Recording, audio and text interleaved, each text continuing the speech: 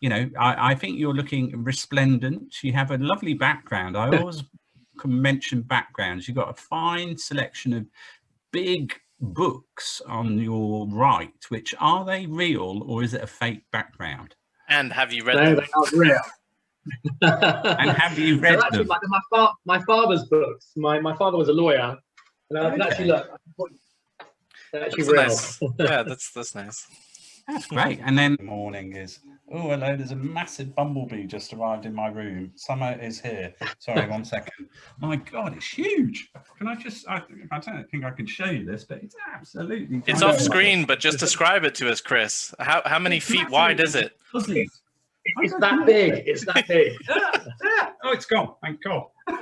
It's got a knife. Oh my God, summer's here. The bees are flying. The bees are free. No, so moving on, because we have a gentleman who is a legend in the world of finance. As I fondly called you, you are like the Mino Raiola of the world of family office. Do you know who that is, Bobby? I don't actually. I probably should know. Oh, good. I thought it was like just me. Well, he is Mr. If you're a footy fan, he's Mr. Fix It. He is like, if Neymar wants to go from PSG to Barcelona, Mino fixes it, because Mino knows everyone in football.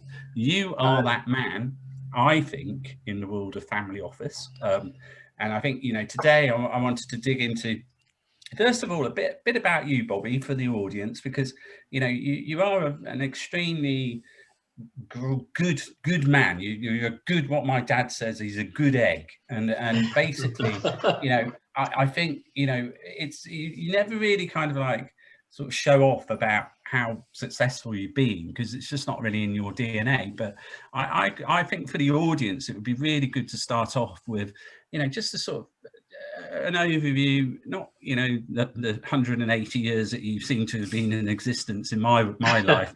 Origin story, the hero's origin story. Yes, you are larger than life. You have lived through generations, but yeah, just kind of, you know, a brief intro on you, and I'd love to move into FMV after that, after the you know, first part of the career, and then we'll move on to the 1FS story as well. So this is your life, Bobby. I feel honoured and privileged. I think that I'll just do a quick overview. So my background has always been real estate in terms of UK residential property. As a family, we were always very much into that, and even as a kid, you know, at the age of 11, I remember going around properties and having a real fascination with floor spaces. And if there's one thing I love, I could stare for hours at the property floor plans for a building, and literally try and visualize. As in homes, or as in commercial properties, or both? No, a bit of commercial, but we haven't really done hardly anything actually in commercial, but really residential. And the more complicated and the more Warren-like, the better, because that's where you see the potential to open up and create more open spaces and so on. So I've always had a fascination with that, and I've always loved interior design. And then I was doing that, you know, before my finance career. Was this mainly around London, Bobby, you're talking about? Yeah, it's always been around London. And I think there's an old adage which I love, which is stick to your knitting. And I think that that's held us in good stead, because we've been tempted to stray away from areas that we really understand intimately before, not just in real estate, but other sectors as well. And I think that if you do that, that's when you start losing money. And you know, we were tempted in the old days when they were selling streets up in cities up in the north, and you could buy the whole street of properties. And then a few of my friends and colleagues got tempted, and it was a disaster, because, you know, there were drug gangs and all of that. And I think that actually really focusing on an area of finance or real estate, as we did, is really important. So the corridor is really central London, moving out down the southwest A3 band, actually. So I suppose filling in the gaps from the age of 11 to where we are now, you kind of you took that learning, that knowledge, and you was the earlier part of the career in which area of finance? Or yeah, so it was initially financial engineering, and then it was equities, and I worked at Credit Suisse. I worked at a few places in terms of banks and boutiques. But I think one of the pivotal points for me was realizing that equities was not the place to be, and credit derivatives was. And I think those sort of macro trend observations are really important. So I made the conscious decision to move into credit, and that proved to be a really good move. And credit. When was that, Bobby?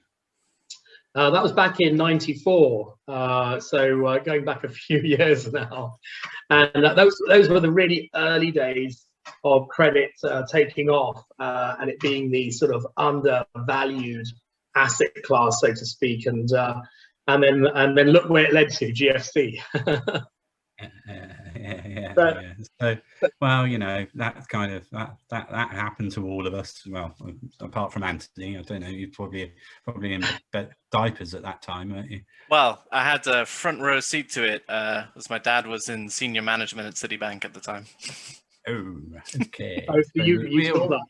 Yeah. I was living in Hong Kong at the time, but yeah, I remember my economics teacher trying to just explain to us the magnitude of what was happening as we were learning about just the supply and demand curves. And she's like, "Do you people realize what's happening? The whole global financial system is melting." So, whoa. Yeah, I remember distinctly one day when I was at Morgan Stanley, and it was like was it the week after Lehman? It was obviously the next one. Oh, Morgan Stanley's going to collapse, and it was like literally, you were doing the whole ruler on the screen as to the straight line down to nearly zero of the Morgan Stanley share price, and it was kind of like, oh, okay, that's all my shares that I've ever had completely disappeared. You know, so there you go. Oh, Bob, we've lost you. Where have you gone? Camera's just turned off. Yeah, I remember the Citibank shares fell from like 55 or 60 down to $4 or $5.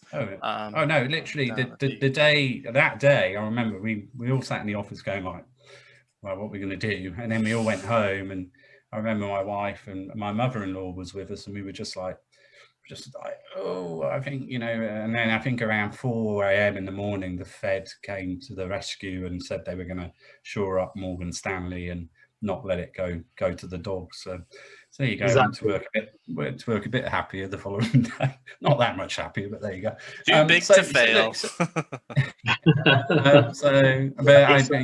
I won't go into the ins and outs, but I really think that point for me was like, I really don't want to be in this industry anymore. I mean, I stuck around for another sort of 3 or 4 years, but it was just awful. You know, it's just such a horrible industry. It was tough. Yeah, exactly. Yeah, post 07. Really horrible. So then for you, Bobby, because we're talking about you, not me. We should do a reverse scenario though at some point. I'm going to interview you. How about that? Go for it. That'd be cool. That's a good one actually. Let's do that. Let's plan that. And so my timing was good at that point, because I left the city in 2007, early 07, and so nick of time. I could see credit unraveling, and I think that was another really good, pretty more like by luck than. So you got the 2 suitcases. You at the door, and you legged it right. Yeah, and I could see that it was unraveling, and then it proved to be a good move. And then did a few real estate situations. I distressed real estate situations after that. Also good timing. And yeah, so and then also developed our own property, which is a listed building, and that was it was a fairly large project, and it was really fascinating because you had to work with the conservation officers and all of that. Okay. And then that's I suppose that was really where that, you know, when you mentioned since the age of 11, I was just looking at floor plans and fascinated by a lifetime of training. Yeah, that kind of came to the fore with the your own. Is that property still? Is it in London, or is it still in your portfolio? Or yeah, we still have it, and then and I've got to say I really like old buildings, and you know I think anything which is listed, they're usually amazing in terms of the build quality, the detailing, and I think they really should be preserved. And but even new builds as well. I think new builds, you've got a bit more artistic license, so it's not just old properties that I love. I think contemporary designs are lovely. So then I could see that rotation out of hedge really into private equity. So a lot of people wanted to exit hedge fund allocations. So then managed to get into private equity, co-managed a private equity fund, which was fascinating. And then at that point, this is 2014, could see that sort of RegTech was beginning to take off. And so they announced I think at the end of 2013, something called AIFMD. So the Alternative Investment Fund Managers Directive, which was coming into play in June 2014. So in Feb 14, set up a platform called Towergate Capital with my then UK lawyer, who was Matthew Hudson. He was our UK legal counsel at the time. And so that was a really good move. We scaled that platform and that went well. And that was a fund, an AFIM platform. So it was a fund management platform in that funds were brought on board, and we ran all of the fund risk and then all of the regulatory stuff. So that's interesting, Bobby. So that was, quite a heavy tech orientated business. Would you classify yourself then as kind of, you were that was your real sort of tech founder type moment, or was it just kind of you just did it and you didn't really want to see yourself as labeled in that way? I mean, how did that sort of light bulb go off? No, because my very early exposure to tech was actually at the very beginning of my career, because I started out as a financial engineer and working on the systems side, and so I was very much involved with technology. And in those days, it was the DEC VAXes, and so you had VAX clusters, and it was the old archaic or what we call archaic now servers. And so I had a lot of exposure in my early days also to tech, and I've always loved tech, and I think that tech is all pervasive anyway, and it's woven into everything we do. So it wasn't a new part of my learning experience, but the platform was actually, it wasn't that tech intensive. We wanted to make it yet more tech intensive as it matured. But initially, it was more about structuring it and creating the right vehicle, and then really working on the regulatory side. So I learned a lot about the regulatory frameworks out there globally and different jurisdictions, and some of that was actually picked up off the back of the private equity fund manager role that I had as well. Okay. And did you sell that business in the end? Yeah, that platform was sold to MJ Hudson in the end, and that was a few years ago. And MJ Hudson are a fantastic firm. They're a very broad asset management consultancy group, including a law firm, AFIM, fund admin as well, which I helped to set up there. And it's a great team. So that company was then listed a couple of years ago. And then my world was really the family office world. And I was immersed in that world, and that's really when the realization dawned that there needed to be a platform that allows one to book all of your assets, whether they're liquid, illiquid, collectible, or passion plays, in one place, and then have all of the associated documentation there as well. And then that way you can really see your overall portfolio. And I've always thought about a portfolio as being this living, breathing organism. And the shape of it's going to change. So in effect, that was the growth of 1FS, which is I think before we get onto the 1FS, something that might be useful for the audience is, what would be your definition of a family office, and what is the mandate there? Because a lot of people might not be familiar with this particular kind of group. Yeah. Yeah, that's a great question, actually, because the answer is, if you've seen one family office, you've seen one. And what I mean by that is that they are all so unique, and there's nothing which is generic almost about them. And I think the family office definition for me is where you have a certain level of wealth whereby you want to build a structure around that and have a formal company and regulatory wrappers and investment analysts and so on. So it's actually, you want to manage it on a different level and scale, and that's really probably as good a definition as any. However, there are plenty of people out there who have significant wealth who don't have family offices or something which falls within that domain.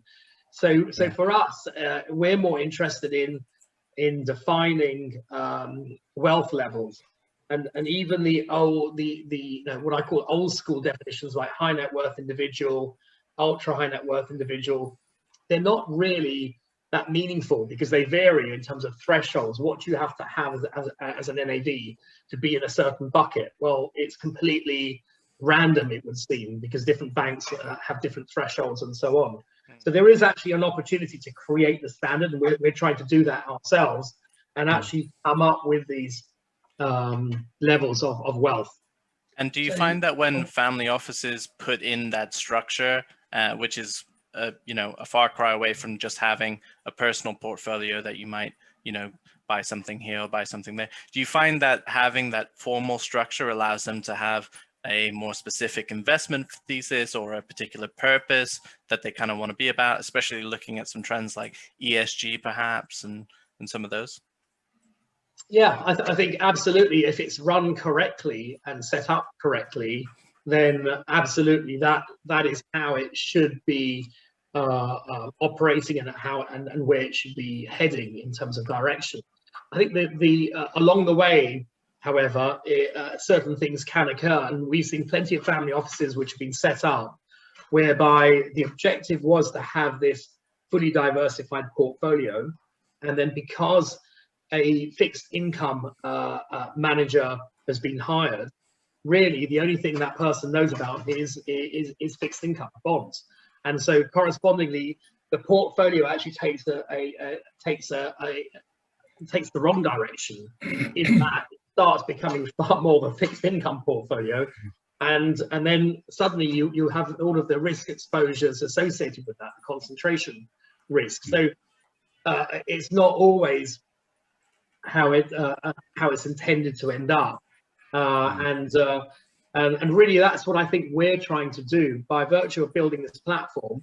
We're trying to flag where the risks actually exist within a portfolio and where are there gaps, and backfill accordingly. So if we just want to nail the whole family office thing first, Sure. Because naturally, Anthony and I, and with the work we do at NotWix on the advisory side, we do have founders that come to us and they're like, oh, we want to avoid the VCs, we want to raise money from angels and family offices. Can you help us find who those people are? And part of obviously our remit is to target some of those particular people and those groups of people. And it's kind of almost as if there seems to be a bit of a kind of magical mystery world that most founders kind of like go, oh, how do we find the family offices? And I'm just curious. They know they want it, but they don't know why or how or what. Yeah, and they think that the family offices are number one, super focused on tech, whereas most of them aren't. Number two, super easy to get hold of, like you just click your fingers and they're going to come and come to a pitch event that you're pitching at. They're never going to do that. Or that it's somehow easier to get an investment from a family office than it is from a VC firm. And they're probably not.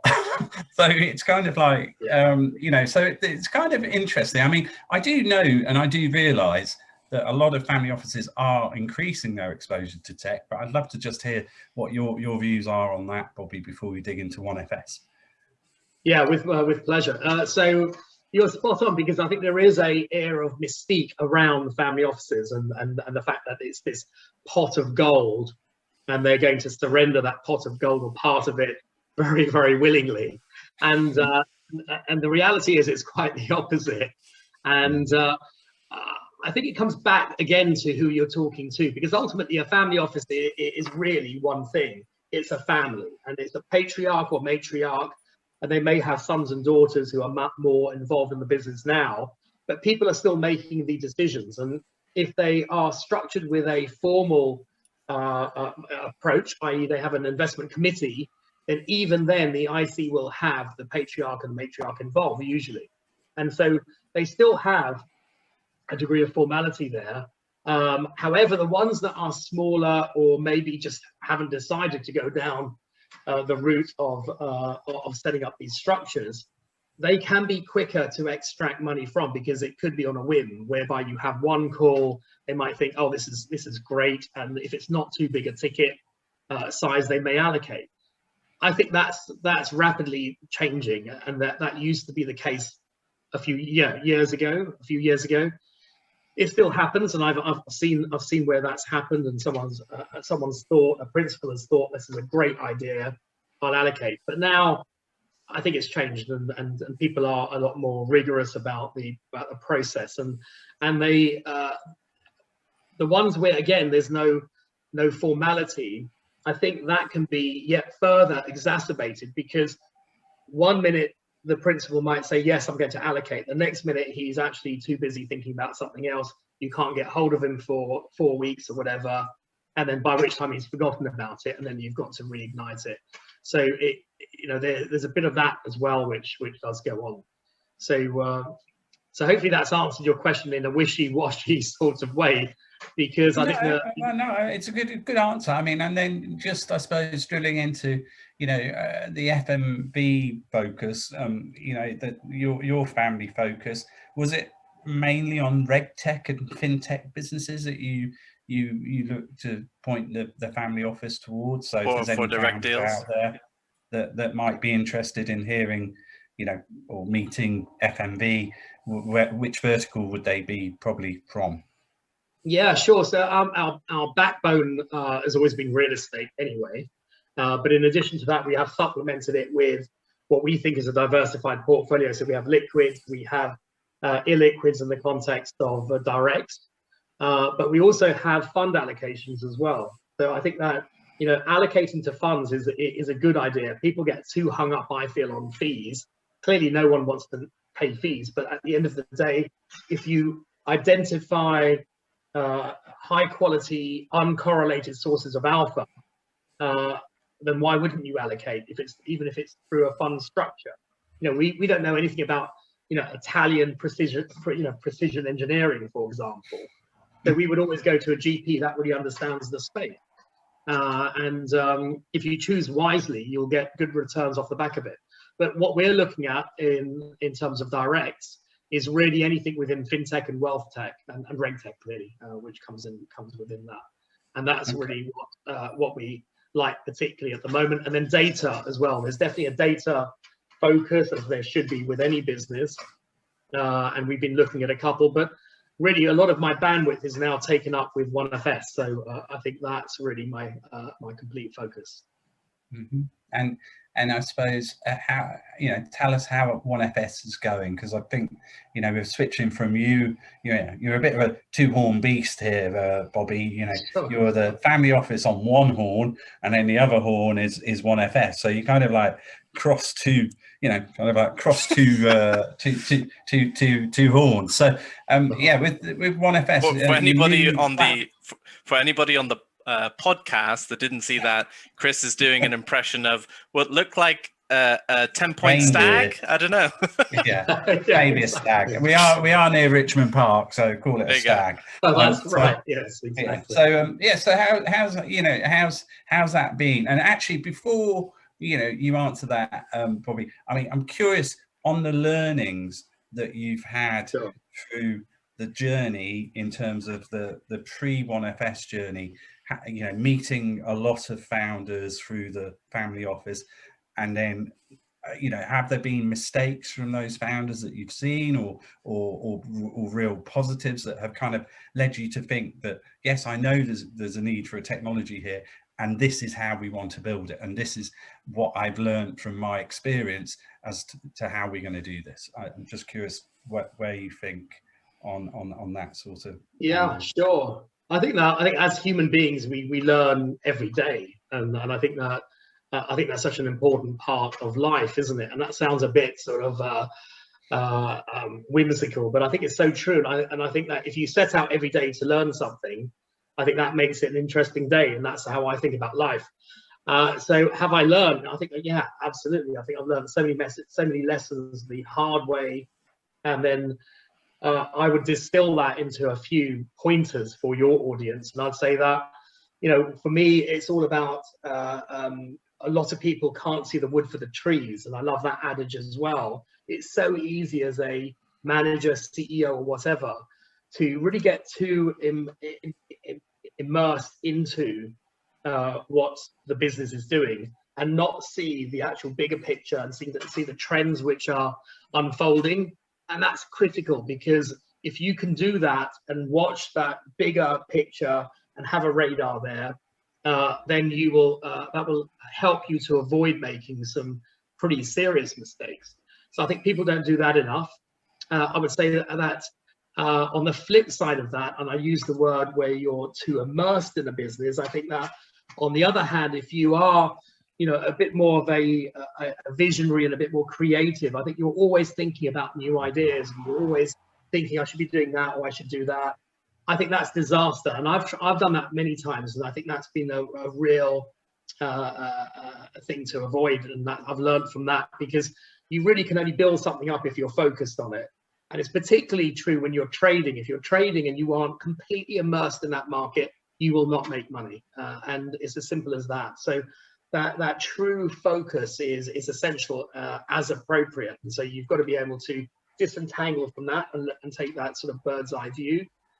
I'd say that you know, one more is that I think build the right team, and building the right team is all about having those contacts. So for viewers who are a bit younger and earlier on in their career, I'd say the most powerful thing is, as soon as you get out of lockdown, try and build your network, because the network is such an important part of your life going forward.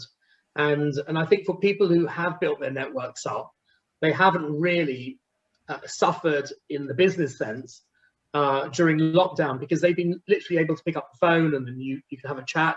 You don't actually need to meet the person. But without those deep relationships, I think that you will struggle. And then the deep relationships mean that you can pull on people in the future and bring them on board with new ventures. So our team currently at 1FS is composed of people that some people I've known for 25 years or 30 years. You know, one person worked for me back in the day, Paul, and you know, the trust is there, and so the actual the process by which you bring them on board is really fast as well, and they hit the deck running as well. So I think that's really powerful. So a few pearls of wisdom, if I can call them that. No, spot on. Yes. Yeah, absolutely, really good. And then so the 1FS journey started in COVID. Yeah, absolutely. So we really started in January 2020, and then we could see the sort of glimmers of news around COVID coming out, and then we went clearly into lockdown. And for us, it was business as usual. It was a bit more difficult building the team, because where we didn't know people, we had to remotely interview. And then I'm a big fan of, you know, pressing the flesh and getting to know people face to face. So some of my team I've not even met yet, but you know, they're exceptional. So I'd say the positive bit about COVID has been that it's allowed people to focus and, you know, really hunkering down. And that's what we did. We hunkered down and built. And that's why I think we've managed to build a platform in a very compressed timescale. And a lot of people look at our platform and think, wow, how did you do that in such a few in such a short period. So you know, and effectively, Bobby, for the audience, the OneFS platform is effectively a software that you built that enables what we were talking about earlier, the family offices that people think of, you know, with their mystery, you know, to sort of maintain and control and manage real time all of the different assets that they are invested in, which, you know, can run into billions and billions and billions of pounds, and up to this moment there haven't really been very effective technologies that can do that for family office principals, I believe. Yeah, spot on. We should definitely get you on board, Chris. I mean, you actually articulated that incredibly well, so perfectly done. And you know, it's spot on. There isn't really any high tech out there. A few companies are beginning to do what we're doing, which is great, because I think that whole market needs to shift away from spreadsheets and LibreArch folders, which is really what people are using currently, to being truly digital. I mean, how can you manage your portfolio? And it doesn't matter how big it is or how small it is, using scrappy bits of paper and a spreadsheet that keeps on. Is it really that bad, Bobby? It's on. I've seen it, and it's atrocious. And you know, clearly some of the larger family offices and more sophisticated ones have more elegant solutions, but the reality is a lot of people are operating in that manner, and clearly we speak to a lot of people in this space every day, and we now have people coming to us. So, you know, that reverse inquiry is now beginning to accelerate, and I think it's just that literally drops of water at the moment. I think it will be a cascade in a year, because that change will happen, and we aren't talking just about. Sorry, go on.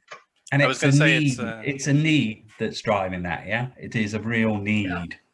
Yeah, it's absolutely a requirement. But also, it's interesting. You know, this whole idea of COVID really bringing to the fore patriarchs and matriarchs' perception of mortality. And, you know, I think a lot of people have thought, oh well, we're mortal to a certain extent, and so they haven't thought about succession planning. I think COVID acted as a true accelerant for a lot of people and made them realize that they've got to think about the future.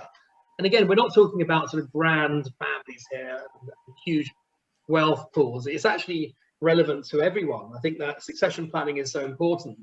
And so I think that timing is perfect. And, you know, another saying I really like is that you don't want to be a pioneer, because it's a pioneer who ends up with an arrow in the back. And we've seen that time and time again. So with tech investment, that we've made a couple of tech investments before, absolutely fantastic idea, fantastic tech, but they were 5 years too early. And you can't, it's almost when akin to trading. So you know that the market's actually wrong, you put the position on, but can you actually hold out and stomach the losses for when the market realizes that it's mispriced? Being too early is often just as bad as being too late. No, it's a really interesting platform. I think, you know, it helps family offices to scale in the way that it spending less time on managing and more time on growing. So really, really interesting platform.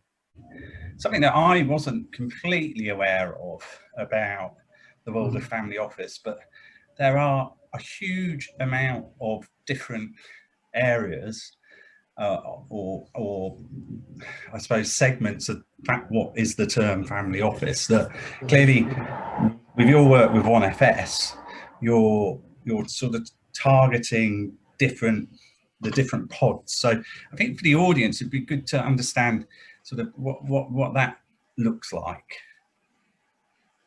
Sure, in terms of the different asset classes. Yeah, so I was got, you know, there's the ultra high net worths, then there's the the strata, the different tiers. Yeah, so I think people are perhaps not as well versed in some of the terminologies or the areas of family office that you are, and with OneFS you obviously have a solution that's universal for all of them. So if you could just perhaps shine a light on what those areas are.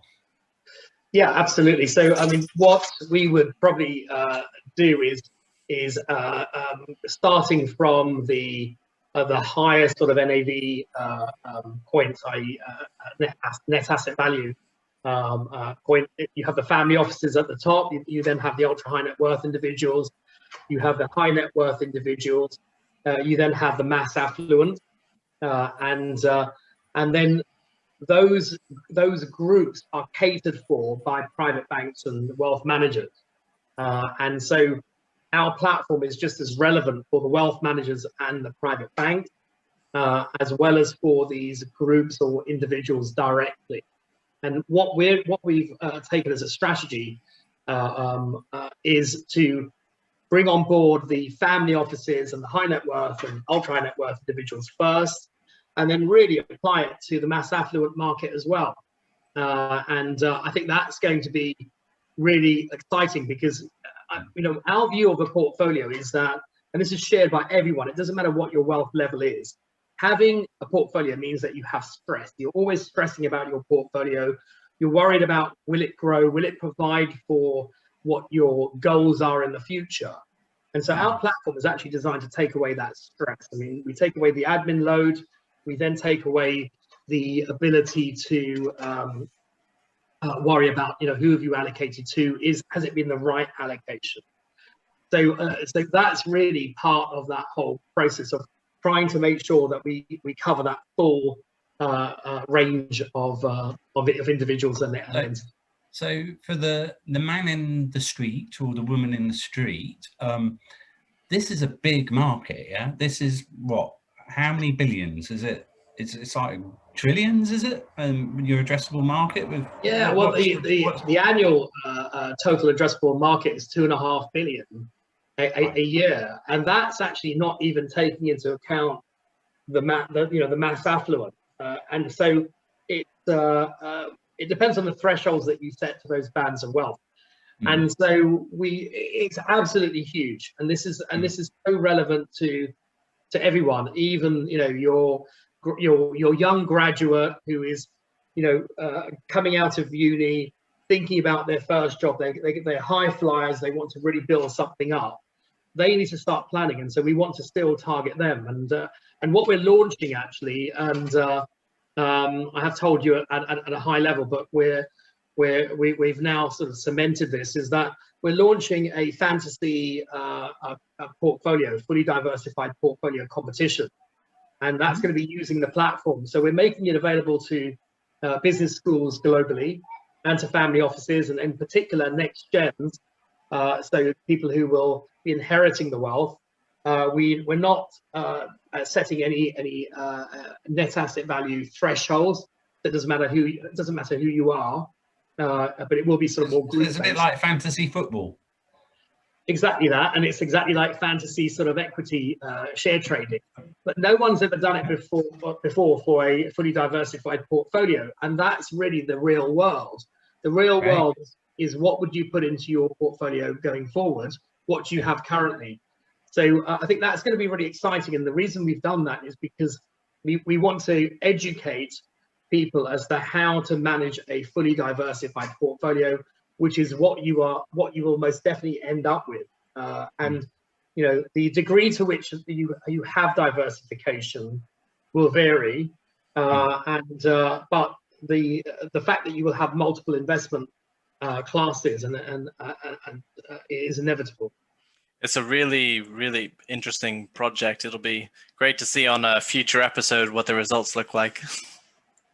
Yeah, well, exactly. So it's going to be fascinating because we're going to have an independent investment committee that votes on the valuation, and we'll have expert partners who are experts in the various assets that we allow them to trade, and then also applying filters such as ESG. So there will be a prize for the portfolio that's most ESG compliant at the end of the year.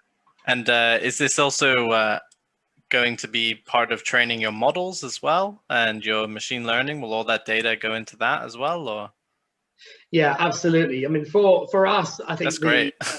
Yeah, the data is going to be really useful. And we hear that from existing clients. You know, they want this derived data in terms of trends. That's what they want to know about. You know, where is the money going? What allocations are being made? Maybe not the exact allocation, but what sectors and so on. Mm. So, and it's almost strikes at the whole trend line that's really emerging, I think, in this year on democratization of sort of finance, of VC, of investing, which, you know, a lot of talk and a lot of people have written about how everyone should have the chance to do this, to be a founder, to be a VC, to try and build a family office. I mean, does it strike on that chord as well, Bobby? Yeah, absolutely, because it will help people who want to get into these areas to really understand what's involved, and not just from a pure numbers perspective. You know, it's that moral compass as well from an ESG perspective.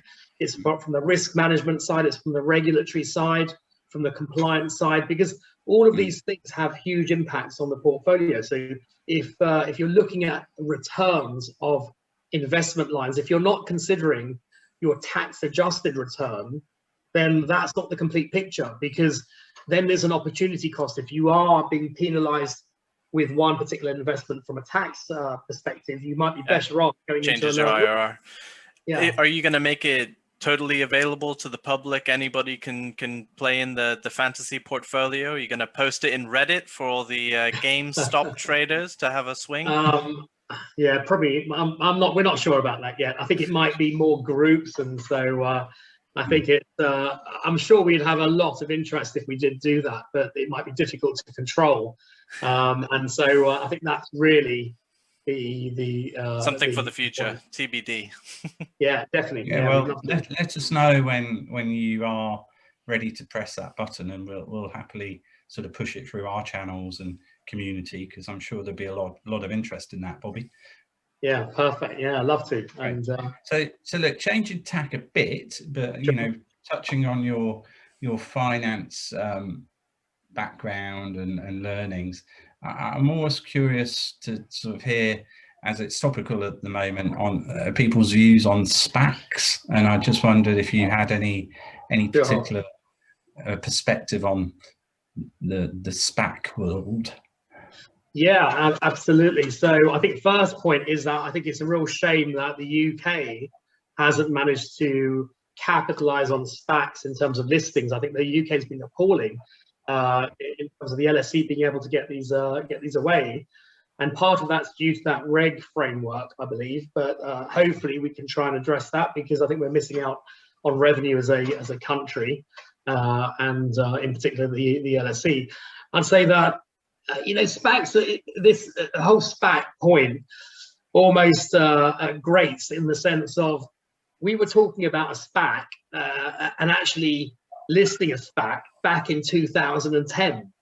So SPACs have been around for, you know, an age, and you know, it's nothing new, and it's almost as if it is the emperor's new clothes. And maybe that's slightly cynical, but the reality is that certain companies should go public and others shouldn't go public. And you know, I'm absolutely of that view. And if you're trying to shoehorn something into a vehicle artificially, then that might not be the right approach. And I'm not saying that all of these SPACs will go pear-shaped. You know, I think there will be a number that are successful, but it's almost I think it's a bit of a fad. That's my honest answer. And as I said, you know, we were talking about, and we were very close, in fact, to going down the SPAC route back in 2010-11. So it's definitely, then, still seems to be in the hype phase, I would say, and there's not been good evidence of normalized returns kind of at all, really. And then what worries me is that sorry, go on.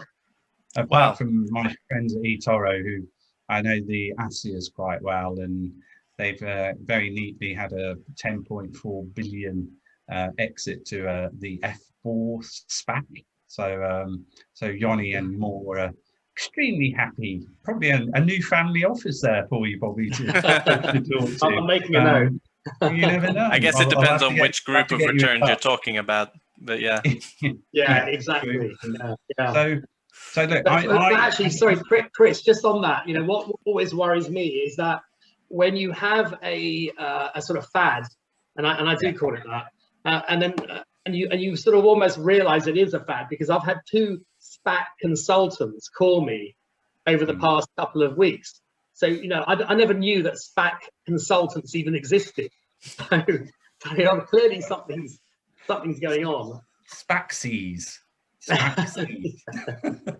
The new leading edge financial advisor. Okay, no, that's interesting, Bobby. But look, I have to admit that I'm going to have to chip off. So I don't know if you and Anthony want to carry on chatting, but I have to get to Essex House to get my jab, because I'm being, like our good Lord Boris, I'm being made. I'm being defended against the hate of COVID this afternoon. So I'm going to pop, but if you guys want to carry on, so I've just noticed the time, and I've literally got like about 10 minutes to get there. So I'm to say goodbye on my side. I'll hand the floor over to Anthony if he wants to carry on, and I will say thank you, sir. And I will see you very soon, and I'll catch you later, Anthony. Okay? Yeah. So I'm just going to raise myself. Thanks a lot, Chris. Good luck. Take care. Bye-bye. Thank you. Bye. So I guess to wrap up the episode, any final sort of comments on 1FS that you don't feel that we covered? And then the final question that we always ask everybody, and it's one of Chris's favorites, is what are you watching on either Netflix, TV, that sort of thing, you know, to sort of wind down.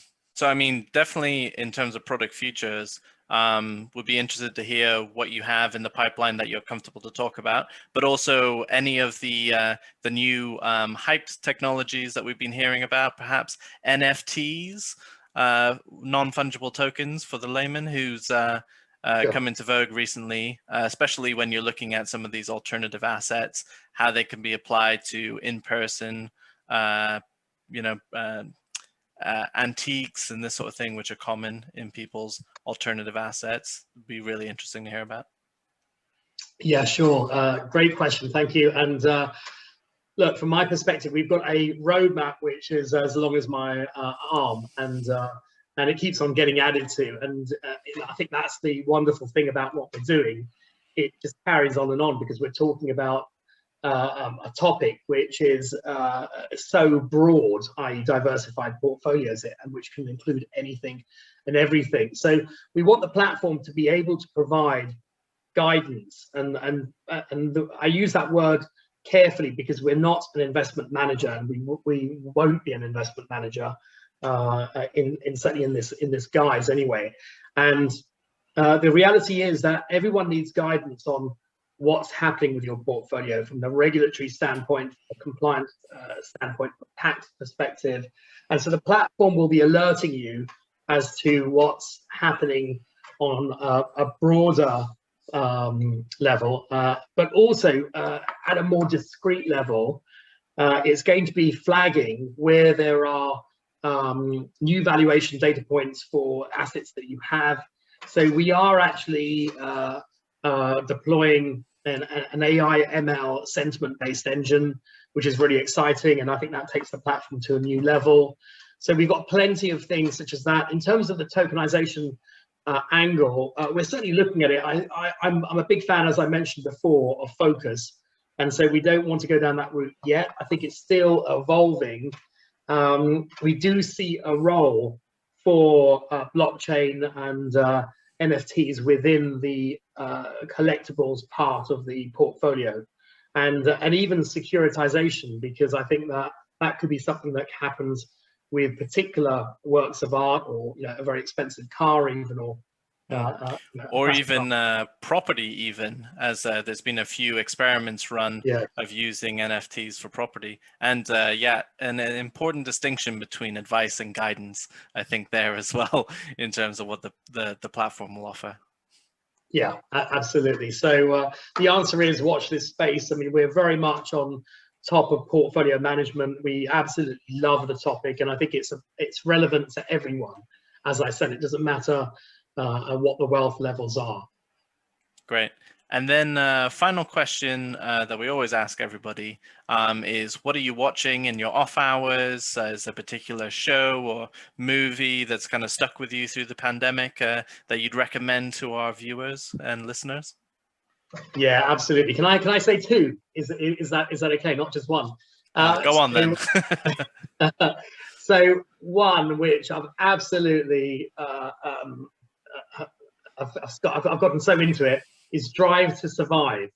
Drive to Survive. I've not heard of this one. And it's all about the F1 scene, and I love motor racing, in particular classic motor racing or historic motor racing, and I've never really particularly gotten into modern F1. Sorry to say, but the Drive to Survive series is all about behind the scenes, and it follows what's happening. It's absolutely fantastic, and in fact, I've got nothing to do with this production. I'm not selling it, but today is the next series.